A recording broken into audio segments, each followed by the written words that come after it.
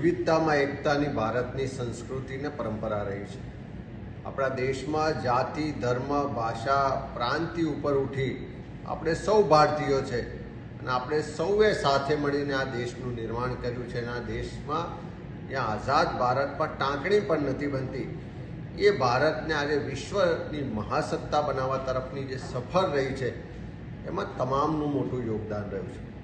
આ દેશના બંધારણે આપણને સૌને સમાનતાનો અધિકાર આપ્યો છે અને બંધારણે પણ ચોક્કસ સમુદાયો, ચોક્કસ ધર્મ, જાતિના લોકોને વિશેષ છૂટ પણ આપી છે।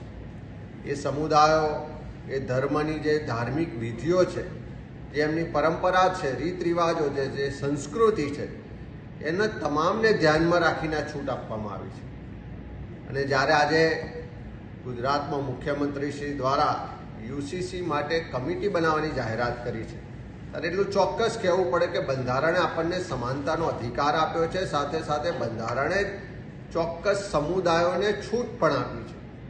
અને આ યુસીસીના કાયદા માટે જે અત્યારે પ્રક્રિયા શરૂ કરવાની વાત છે, જે કમિટી બનાવવાની વાત છે, જે રીતનો પ્રચાર પ્રસાર થઈ રહ્યો છે કે મુસ્લિમ સમુદાય માટે આ યુસીસી લાગુ કરવામાં આવશે, પણ યુસીસી લાગુ થવાથી કોને કોને અસર થવાની?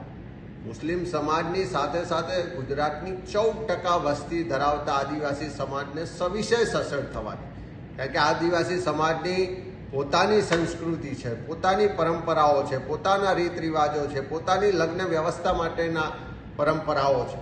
આ બધાનો ધ્યાનમાં રાખીશું તો ગુજરાતમાં સૌથી વધારે યુસીસીની અસર થશે આદિવાસી સમાજને। સાથે સાથે જૈન સમાજની પણ પોતાની અલગ ધાર્મિક વિધિઓ છે, પરંપરા છે। જેમ કે જૈન સમાજમાં કોઈ સંથારો કરે તો એ જૈન સંસ્કૃતિ, જૈન ધર્મ એને મહત્વ આપે છે, એને એક સન્માનની ભાવનાથી જોવે છે, પણ જો બીજા કોઈ સમાજમાં થાય તો એને આત્મહત્યા સાથે મૂલવવામાં આવે છે। એ જ રીતે એન્ટી ડીએનટી એટલે કે વિચરતી ને વિમુખ જાતિના જે સમુદાયો છે, દેવી પૂજક સમાજ હોય કે બીજા સમાજો છે, એની પોતાની પણ એક અલગ અલગ પરંપરાઓ છે, અલગ અલગ ધાર્મિક વિધિઓ છે, રીતિ રિવાજો છે, સંસ્કૃતિ છે। આ કાયદાથી એમને પણ મોટી અસર થવાની, એટલે ખાસ કરીને આખા ગુજરાતમાં જે આદિવાસી સમાજ છે, બક્ષીપંચ સમાજ છે, જૈન સમાજ છે, એન્ટી ડીએનટીનો વર્ગ છે, એને આ યુસીસીથી ખૂબ મોટી અસર થવાની। પણ ખાસ કરીને યુસીસીનો કાયદો એ સેન્ટ્રલ ગવર્મેન્ટના લિસ્ટમાં છે, રાજ્ય સરકારના અધિકાર ક્ષેત્ર બહારની વાત છે।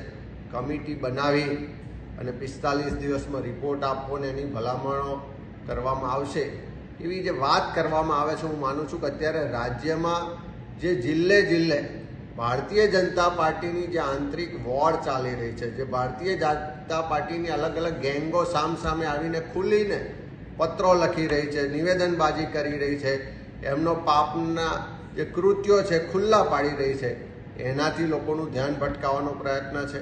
સાથે સાથે ભ્રષ્ટાચાર, બેરોજગારી, મોંઘવારી, સરકારની નિષ્ફળતાઓ જે વ્યાપક બની છે, એમાંથી લોકોનું ધ્યાન ડાયવર્ટ કરીને ક્યાંક વોટ બેંકની રાજનીતિ કરવા માટેની આજની આ પ્રેસ કોન્ફરન્સ હોય એવું સ્પષ્ટ લાગી રહ્યું છે। तो व्हाट्सएप, ट्विटर, फेसबुक, इंस्टा जहाँ भी आपका अकाउंट है, इसे शेयर बटन के द्वारा वहाँ पर शेयर करें।